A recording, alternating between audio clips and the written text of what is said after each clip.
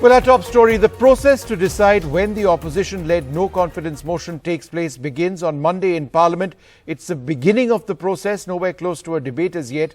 The Prime Minister will be in Parliament and at that time, and there is a possibility that the actual vote which happens post that debate, when the time for the debate is decided, could happen by Thursday.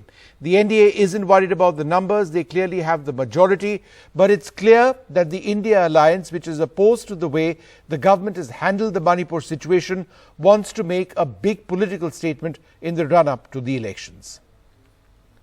My colleague Akhilesh joins us for more on. So Akhilesh, bottom line is there's a process, right? We aren't close to a debate.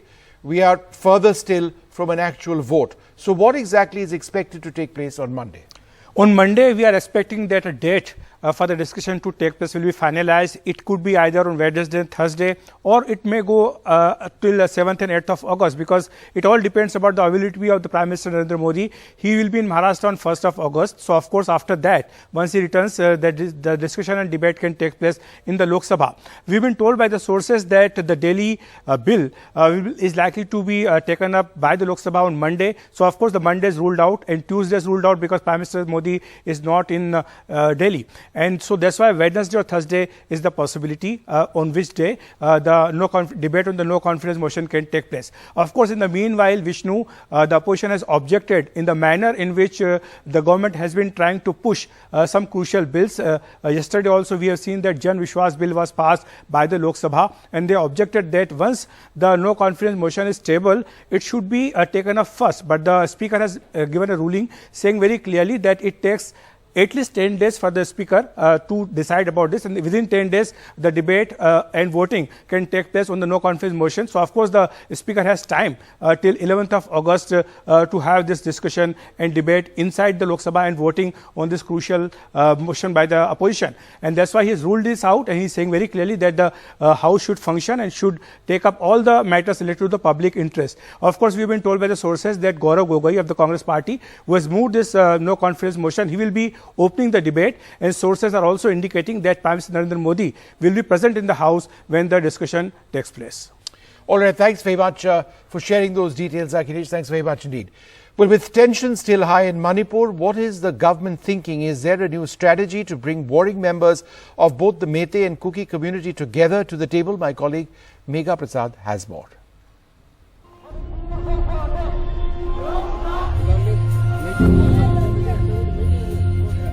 3 months of violence in Manipur, and while the incidents have reduced, the crisis is far from over. But finally, there seems to be some hope, with the Centre and Chief Minister Biren Singh speaking to the leaders of the warring communities. Home Minister Amit Shah had sat down for an hour and a half with the leaders of all parties during his 3-day visit when he was in Manipur last, and there have been these meetings since then. 6 rounds of meetings separately, both with Kuki and the Meitei representatives, and now the government hopes that they will soon manage to get the two sides to sit across the table from each other. Now, this is what the government is doing towards attaining lasting peace. According to the government, the source of the problem is the influx of people who have crossed in illegally from Myanmar. And to fix that issue permanently, the government has already moved to fence the border. 10 kilometers of problematic stretch has already been fenced, and 60 more kilometers will be done soon. Fencing of the entire border, though, will take many years. The government hopes to complete the biometrics of each person who has crossed over from Myanmar by December 2023. When the violence broke out in the first week of May, the centre moved thousands of paramilitary forces to the violence-affected area within 30 hours. Currently, around 36,000 troops have created an effective buffer zone between the Kuki and Meitei areas, and nearly 50,000 civilians have crossed through this zone without a single untoward incident. Government claims that there wasn't any delay in responding to the situation in Manipur. In fact, the centre positioned Minister of State for Home, Mr. Nityanand Rai, from 25th May to 17th of June in the states to monitor the situation. Centre claims that there has not been a single band or blockade in Manipur in the last 6 years of BJP rule, till the violence broke out this year in May. And since then, around 20,000 people have been evacuated from there. Also, there have been no deaths since 18th of July. There are medical arrangements and the law and order structure is in place as per the government. The Prime Minister has been monitoring the developments really closely and has been part of all the measures that are being taken in Manipur to restore peace. At the peak of violence, the Prime Minister was briefed thrice a day by Home Minister or by the Secretary for Home Affairs, Mr. Ajay Bhalla. Many a times, Prime Minister himself called the Home Secretary for an update. And even while the Prime Minister was travelling in May, he was being regularly briefed on Manipur. Till today, the daily briefings are on. Now let's tell you a little about the history of the ethnic violence in Manipur. The ethnic violence in Manipur is not new. It began in 1740. In recent times, there were riots in 1993, in 1997 and now in 2023. There was political uproar in 93 as well as in 1997.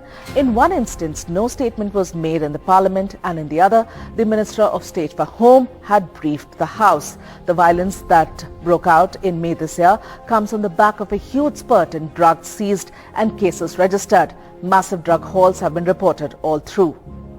Four important factors that have contributed heavily to the current situation in Manipur are: first, the coup in Myanmar in 2021, a spike in the narcotics trade, the allocation of new tribal villages in forest, and the Manipur High Court order, the decision that put a deadline on 17th of May 2023 for the inclusion of Meiteis in the scheduled tribe list.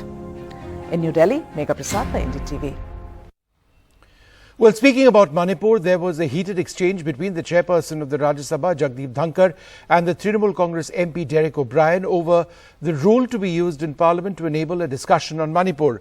Mr. Dhankar urged the Trinamool MP to stop engaging in theatrics, a remark Mr. O'Brien objected to.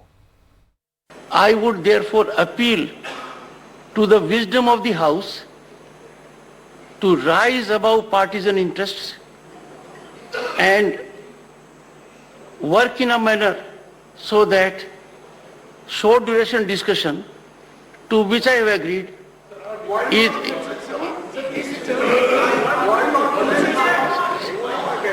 agreed.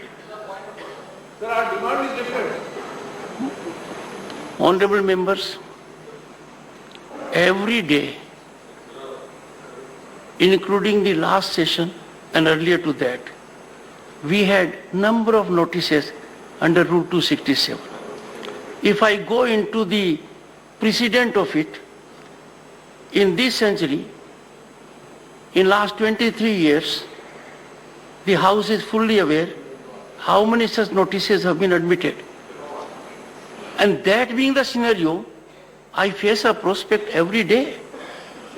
Just imagine, one second, just imagine the consequence of it. The entire nation looks at question hour, the work that is to be done. Question hour is the heart of parliamentary working. We are aware of this. I know. Sir, you are aware of it, you don't have to state. Just lend your ears. Once you will lend your ears, you will understand. Question hour is a... Please, take your seat. Mr. Derek O'Brien, Mr. Derek O'Brien, it has become your habit to engage into theatrics. You every time rise, you think it is your prerogative. The minimum thing which you can exemplify is to show respect to the chair. If I am saying something, you rise and create theatrics. Sorry. Gentlemen, don't thump the table. Don't thump it. It is not a theatrics. We will not countenance this. No, I am so sorry. No, I will call the leaders. No, sorry. The House is adjourned for the day. We can't suffer this. The investigation of the viral video case in Manipur has been handed over to the CBI. Through this decision, the government wants to assure all people in Manipur that it is not discriminating against any one country.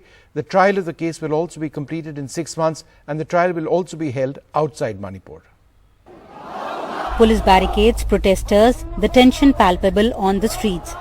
In view of this, Centre has decided to hand over the viral video case to Central Bureau of Investigation. The CBI will identify perpetrators of the crime, find out from where the video was uploaded first, which part of the country contributed to making it viral, since it went viral only a day ahead of monsoon session of Parliament, almost 2.5 months after the incident. Meanwhile, the Manipur police has so far arrested 7 people in the case, which includes a minor and the person who shot the video. His phone has been seized. The phone has also been sent for forensic examination. As per Manipur police, the ground situation has improved as no killing has taken place since last 10 days. Policemen who were absconding have returned to abandoned police stations. To help the state police, 135 companies of CAPF and 185 columns of Assam Rifles and Army columns are deployed on ground. Nearly 14,000 people have also been detained. Despite all this, there are still some incidents of arson and violence. 4 people were injured in Chura Chandpur and Bishnupur violence on Thursday. In New Delhi, this is Neeta Sharma reporting for NDTV. In an exclusive interview to NDTV, the US climate envoy John Kerry has said that the US remains deeply committed to climate finance and a fair energy transition. Climate finance remains a key issue to developing nations who remain committed to finding climate change solutions, but ask who's going to pay for the new technology to make this transition.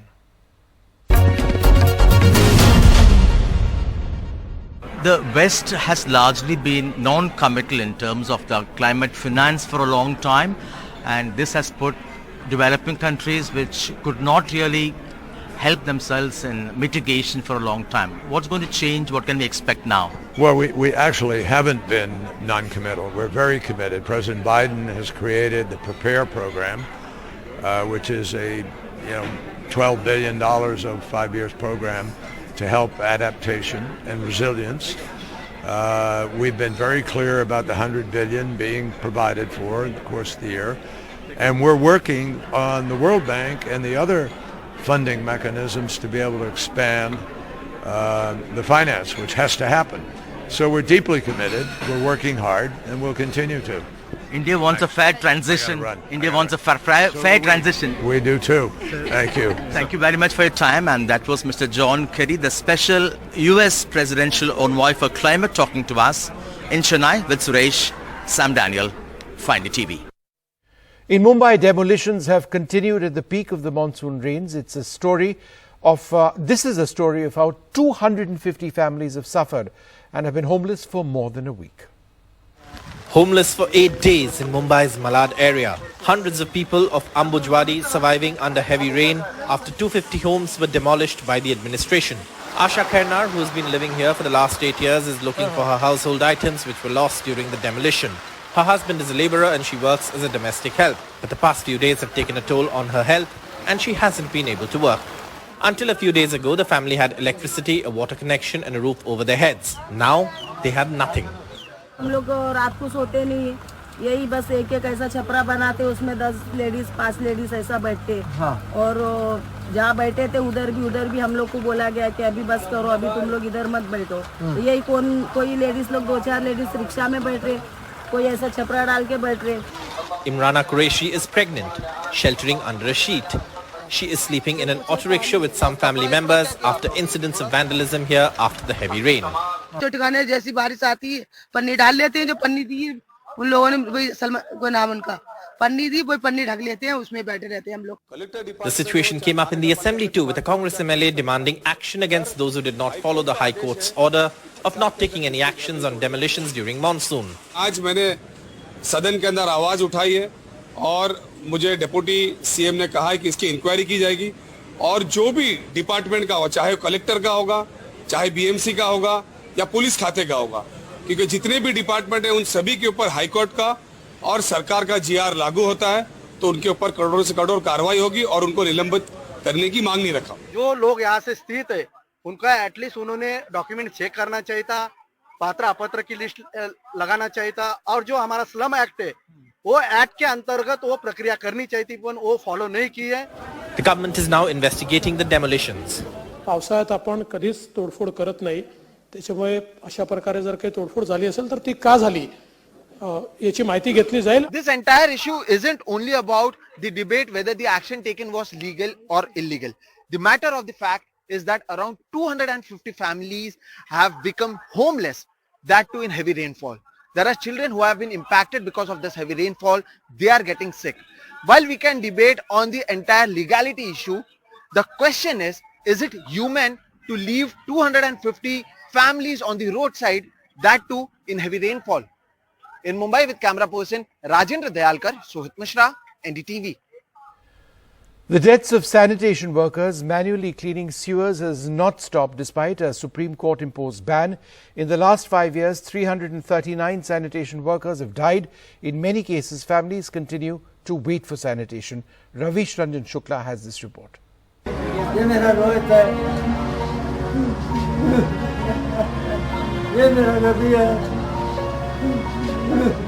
72-year-old Asharfi Lal broke down as he showed us the iCards bearing the photographs of his two sons, Ravi and Rohit.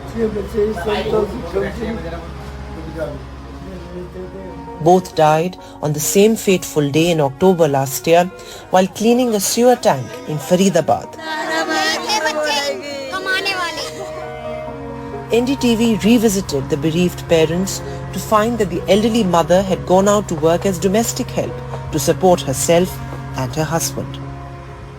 अभी तक कुछ नहीं दिया है हमें, ना इस party ने, ना उस पार्टी ने, ना हरियाणा सरकार ने, ना दिल्ली सरकार ने हमें कुछ नहीं दिया है.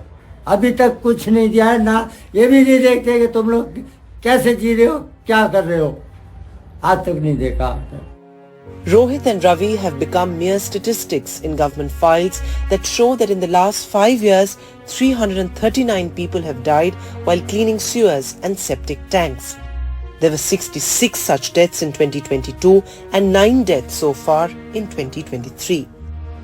The deaths have not served as a wake-up call.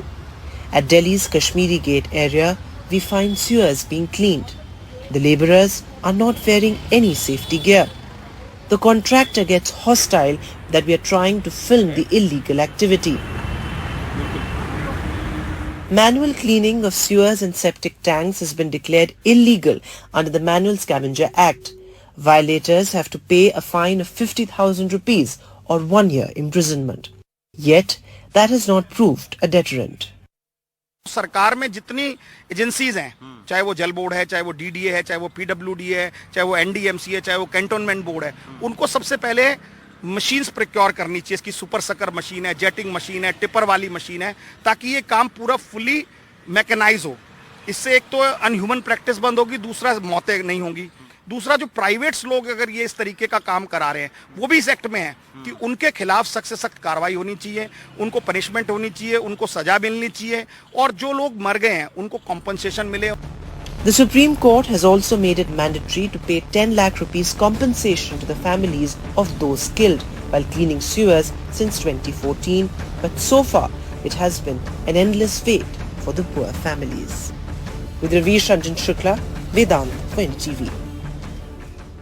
Home Minister Amit Shah has launched Tamil Nadu BJP Chief Annamalai's statewide padyatra at Rameshwaram. The former IPS officer will cover all 234 assembly constituencies over the next 6 months in a bid to expand the Saffron Party's negligible presence in the state. The BJP had won just one seat in the 2019 Lok Sabha elections in alliance with the BJP. This comes after the DMK. This comes after a recent patch-up with the AIADMK, with which Annamalai had a love-hate relationship as he attempted to project the BJP as the key opposition party in the state. 4 US leaders in artificial intelligence announced Wednesday the formation of an industry group devoted to addressing risks that cutting-edge versions of this technology may pose. My colleague Nayantara Singh has the details.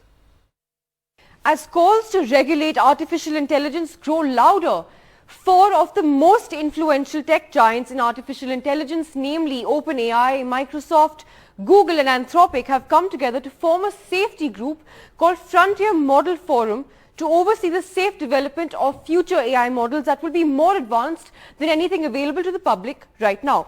They've highlighted their own responsibility in making this fast emerging technology a safe space and want to include companies that are currently developing advanced AI.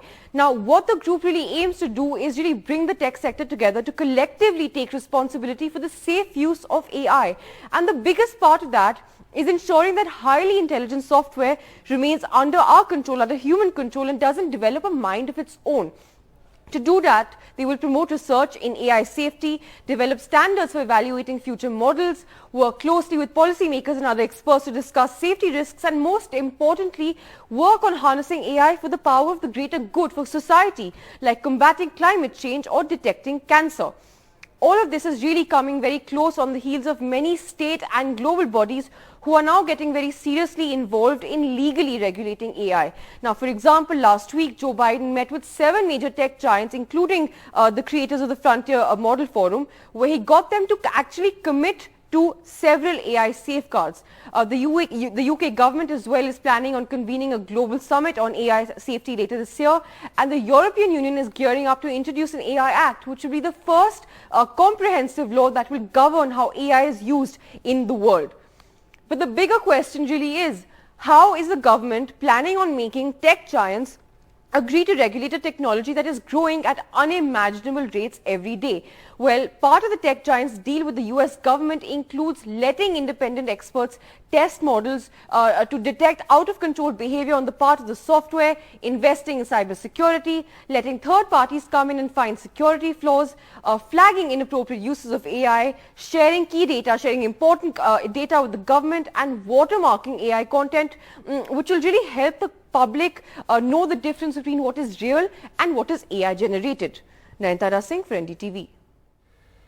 If there's one chess player from India who's ruled for over 3 decades, it's Vishwanathan Anand. But a grandmaster from Chennai who's not even finished class 10 is Indian chess's new golden boy and is chasing Anand's 37-year-old record. India's 17-year-old grandmaster Gukesh D is preparing in Chennai for the upcoming World Cup to be held in Azerbaijan. He knows that his next win can put him ahead of the 5-time world champion Vishwanathan Anand. Vishwanathan Anand's FIDE ranking is 2,754. Gukesh's FIDE ranking is 2,751. Before this, the record for scoring 2,750 points was under Magnus Carlsen's name. And I'm very happy with my milestone of crossing 2750, but it was not my main goal. My main goal has always been to improve and reach the world's best. And I have some very important tournaments coming up, and as a parent, we are very happy to see the steady progress in his chess career. We wish he continues to enjoy the game and show further progress and bring cheer to the family, his trainers and the nation. This means that world's 11th placed and India's 2nd placed grandmaster Gukesh is only 3.1 points behind Anand. This class 10 boy can't wait to be crowned by Vishwanathan Anand. ये अत्यंत हर्ष का विषय है कि गुकेश जो हमारा young grand master है वो विश्वनाथन आनंद जैसे चैंपियन वर्ल्ड चैंपियन को सरपास करने जा रहा है और हम हर भारतवासी के लिए गर्व का क्षण है कि एक नया विश्व चैंपियन भारत में उसका उदय हो रहा है और मैं चाहता हूं कि हर भारतवासी गुकेश पे प्राउड करे क्योंकि वो नया विश्व चैंपियन बनने की ओर अग्रसर है और विश्वनाथन आनंद को सरपास करने जा रहा है. Gukesh became a grandmaster last year, defeating Magnus Carlsen. Bureau Report, NDTV.